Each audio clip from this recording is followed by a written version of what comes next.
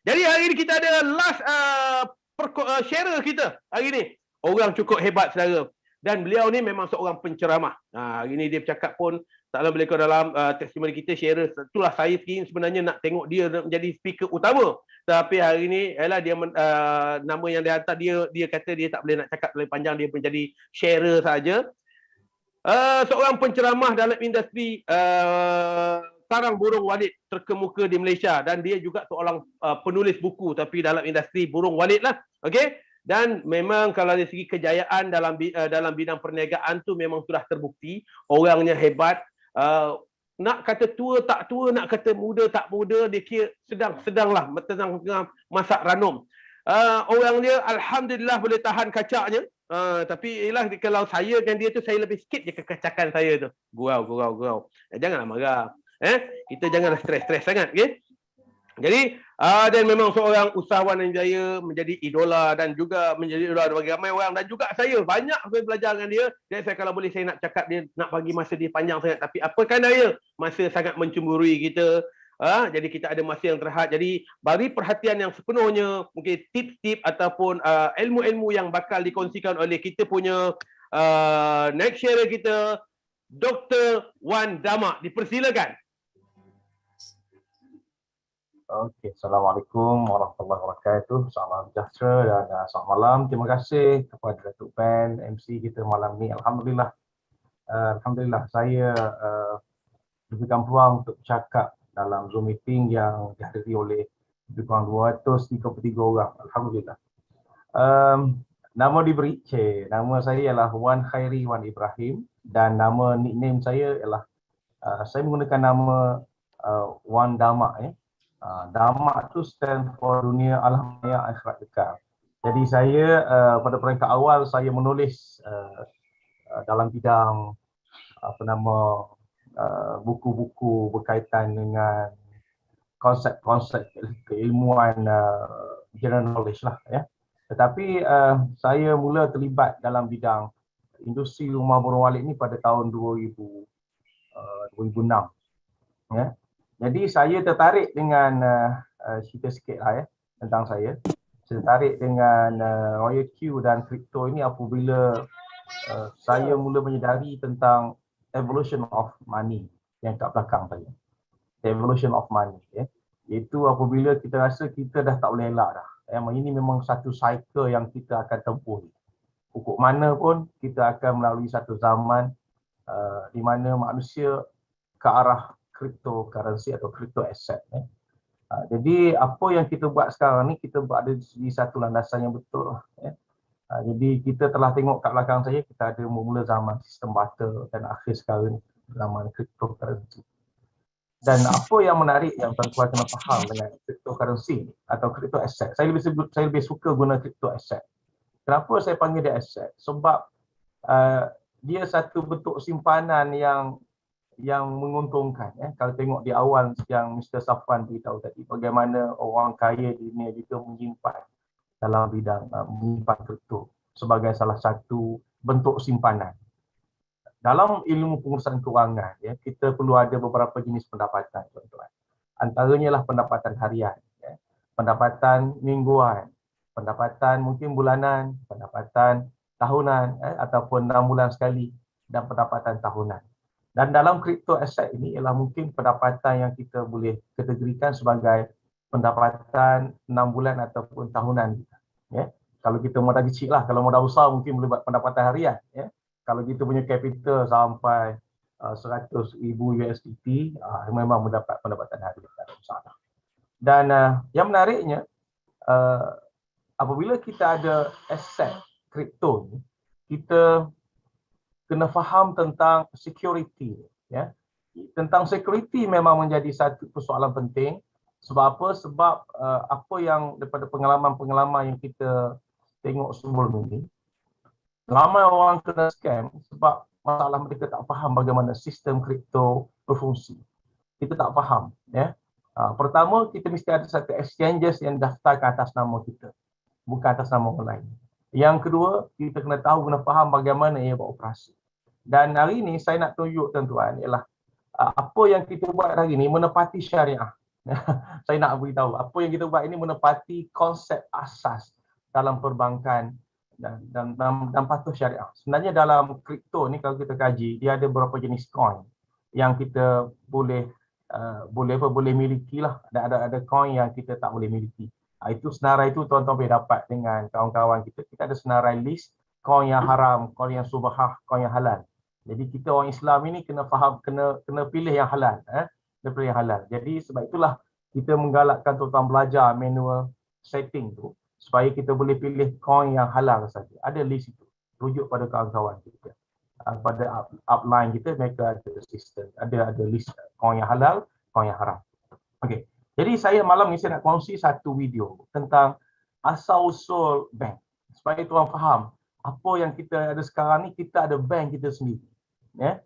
Dan saya juga nak kongsikan satu video tentang kepincangan yang berlaku pada sistem perbankan yang kita ada hari ini. Dan apa yang kita ada hari ini sebenarnya, apa yang kita buat ini sebenarnya merupakan satu alternatif untuk menyelamatkan sistem kewangan yang rosak. Okey. Jadi saya share satu skrin, insya-Allah kejap aja ya. Ben boleh ya? Satu video. Oh, boleh. A term that has become an integral part of our lives. From saving money, booking online tickets, taking a loan, to any other money-related operations. Banks have become the bridge that connects us with money. But how did they come into existence all of a sudden? Let's turn over the pages of banking history. The first banking system was started in Italy. In the Middle Ages, Italians used to carry out their commercial trading and transactions sitting on a bench.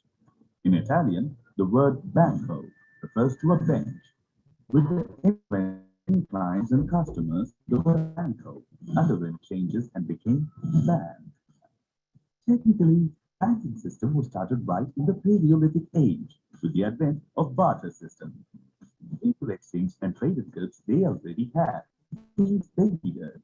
It was beneficial up to the point when people felt that they required a common commercial tool for trading. As gold was commonly used by everyone, people started using gold coins as a trading tool, which led to the birth of banks. The inception of banks was mainly due to two kinds of people, the merchants and the goldsmiths. The traditional system was initiated through the concept of safe deposits. When the merchants traveled all over the world, they needed a place to safeguard their gold coins. Hence, they approached the goldsmiths to store these surplus gold in their safety vaults. This is how safe deposits came into existence. When the money was idle in the safety vault, the goldsmiths started lending it to people, earning an interest from it. They also gave a part of the profit to the merchants as an incentive, encouraging them to deposit more gold coins with him. This gave way for the savings bank or deposit scheme in the later stages, and is still considered to be one of the safest investment plans. These can be rightly called the stepping stones to the conventional banking system. The world's first bank is the Bank of St. George in Italy, which was founded in 1407, whereas Monte dei Paschi is the oldest surviving bank since its inception in 1472. With technological advancement, the whole banking process is now confined to small mediums like computers and mobiles, which have made banking a simpler process. Just click on your computer. Okey, ini yang saya nak tunjukkan tak asal-usul bank. Kita kena faham asal-usul bank ni. Bank ni bahasanya diwujudkan oleh satu saudagar. Dia dimiliki oleh merchant, saudagar, oleh pedagang yang berniagakan. Dia mengambil wang-wang daripada kita dan mereka niagakan.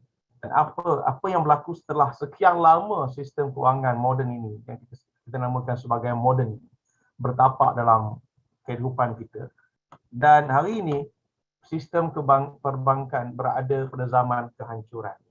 Zaman kepincangan. Kehancuran itu melampau sangat. Kepincangan. Ya. Jadi dah sampai satu tahap sistem kewangan perbankan konvensional berada pada satu zaman kepincangan. Jadi sekarang apa yang kita kena buat? Okey, apa yang kita kena buat tuan-tuan? Kita kena bersedia dengan satu sistem kewangan kita sendiri, perbankan kita sendiri. Okay, saya ambil contoh, ya. Inilah bukti bagaimana. Mr. President, I rise again, I'm afraid, to make the same old hoary speech that I've been making here for several years. And that is, it is my opinion that you do not really understand the concept of banking. All the banks are broke. Bank Santander, Deutsche Bank, Royal Bank of Scotland, they're all broke. And why are they broke? It isn't an act of God. It isn't some sort of tsunami. They're broke because we have a system called fractional reserve banking, which means that banks can lend money that they don't actually have. It's a criminal scandal, and it's been going on for too long. To add to that problem, you have moral hazard, a very significant moral hazard from the political sphere. And most of the problem starts in politics and central banks, which are part of the same political system. We have counterfeiting, sometimes called quantitative easing, but counterfeiting by any other name. The artificial printing of money, which if any ordinary person did, they'd go to prison for a very long time. And yet governments and central banks do it all the time. Central banks repress the amount of interest that rates are, so we don't have the real cost of money. And yet we blame the real retail banks for manipulating LIBOR.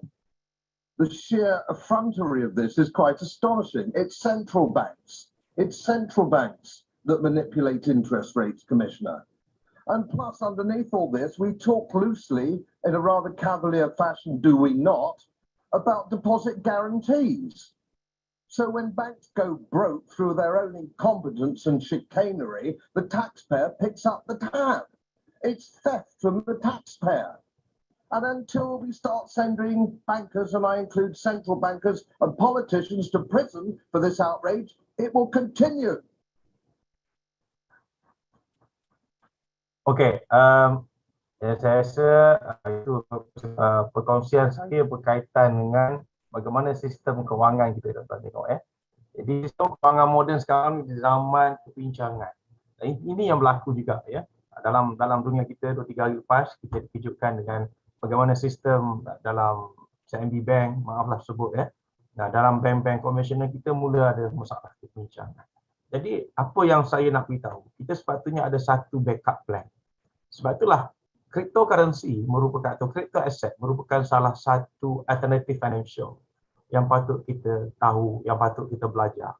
Ya, ini peluang. Ya, dan apa yang menarik dalam crypto asset ni, tuan-tuan, apabila kita berjual beli sebenarnya, saya cuba nak kaitkan dengan video pertama tadi.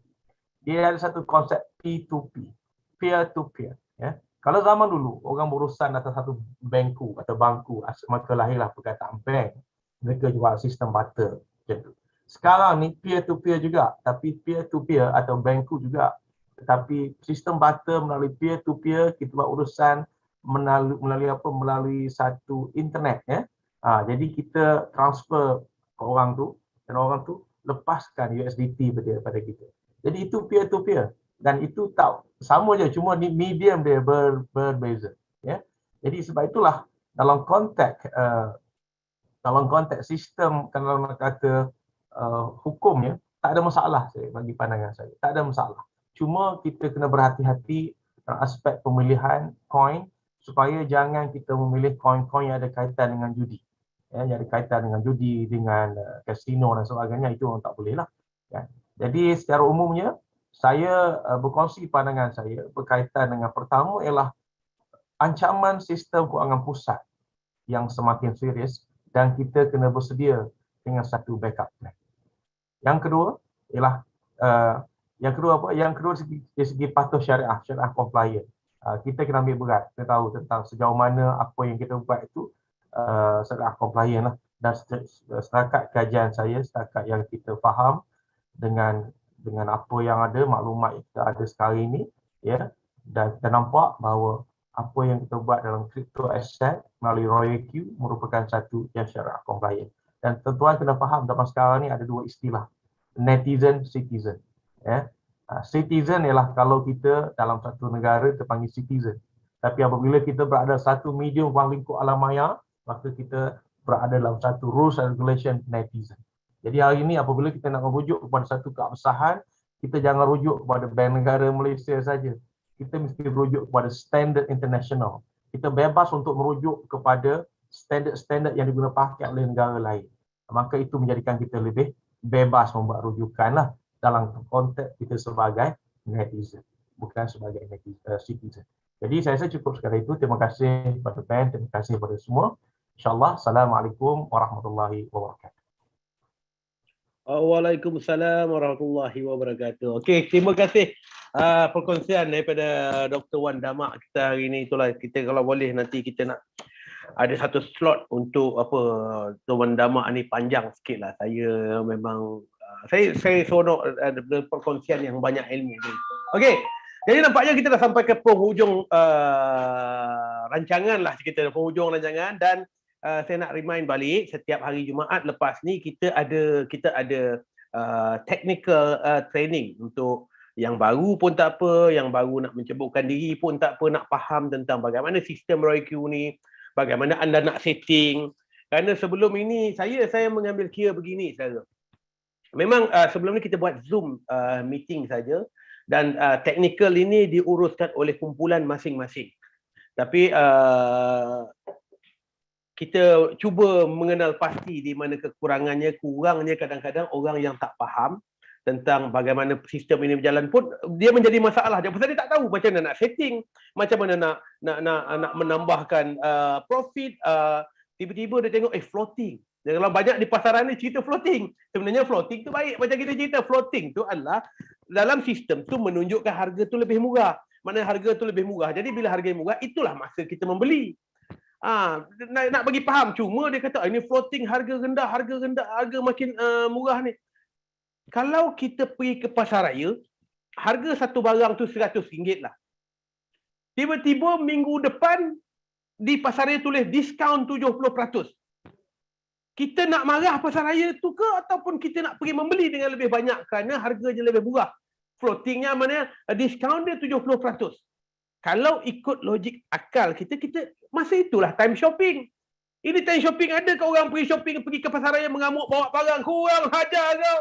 Kenapa kau buat 70% pula diskaun? Mana ada orang marah dapat diskaun? So, dia nak kena faham betul-betul apa itu floating. Dan kalau sebelum ni pun ada orang yang main kripto, dia tak tahu pun floating tu. Kerana tak ada tulis. Kerana bila dah ada dalam apps ROIQ ini, dia detailkan semua sekali. Anda boleh check di handphone anda aja. Harga turun berapa persen. Sebelum ni orang tak tahu pun. Orang tahu kalau dia beli harga masa zaman $20,000 dia beli harga Bitcoin. Sekarang harga dah $15,000. Dia kata harga turun je. Dia tak tahu berapa persen floating. Tapi boleh kerana sistem kita ni, dia mendetailkan segala-galanya. Berapa floating, berapa keuntungan, berapa. Sepatutnya adalah perkara itu adalah memudahkan diri kita, bukannya menyusahkan. Jadi bagaimana nak tengok, bagaimana nak setting, bagaimana nak apa kita akan ajar pada hari Jumaat tu nanti. Dan bukan setakat setting saja, kita akan ajar macam mana anda nak buat marketing. Through online pun boleh. Kita hari ni hari Jumaat nanti kita ada dia ni background dia dalam industri saham.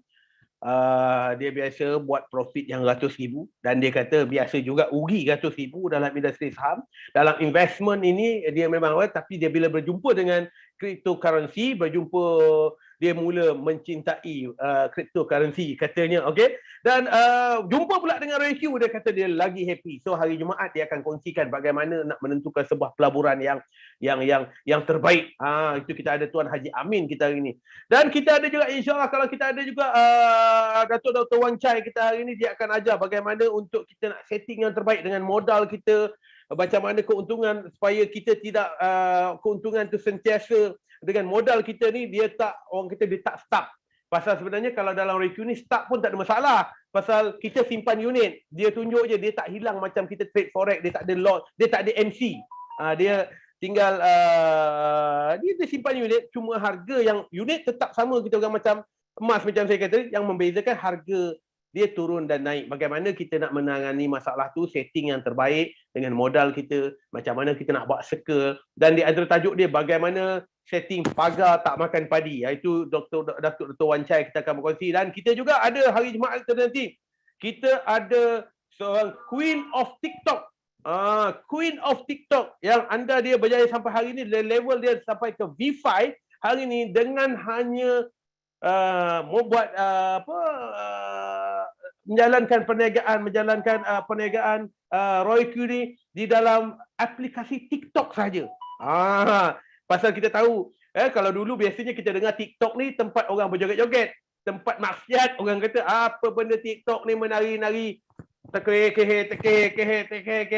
Rupanya satu platform tu kalau kita gunakan dengan cara yang betul, insya-Allah dia akan bawa manfaat yang baik. Tapi kalau kita pilih untuk terjoget-jogetlah kita dapat tu nanti. Okey? Jadi kita mungkin juga hari ni ada juga yang suri-suri rumah tangga kat sini, ataupun ada juga orang yang golongan-golongan profesional yang tak sempat kadang-kadang. Mana saya sempat nak pergi belajar. Kita hari ni peluang anda untuk belajar daripada rumah anda saja. Anda boleh, kalau tak nak bising, anda boleh pakai phone anda dan masuk Zoom kita, dan kita akan ajar A to Z. Kita akan ajar. Untuk minggu ni kita ada 3 speaker hebat pada hari Jumaat ni. InsyaAllah esok kita akan edarkan link Zoom tu kepada kumpulan-kumpulan yang ada, dan kita minta mula sebarkan link Zoom tu untuk kita bagi tahu setiap hari Jumaat. Dan saya nak bagi tahu untuk hari Minggu hadapan, link Zoom kita untuk bahasa Melayu masih sama. Jadi saya dah setkan 3 bulan. 3 bulan kita menggunakan link yang sama. Jadi tak ada grup-grup yang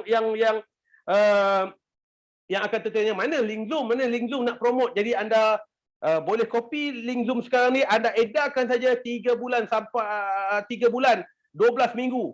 12 minggu kita menggunakan link yang sama. Maknanya hari Selasa minggu depan anda boleh klik pada link yang sama, anda akan berjumpa saya dalam Zoom bahasa Melayu. Dan serupa juga macam hari Jumaat, kita akan setkan untuk 12 minggu, 3 bulan.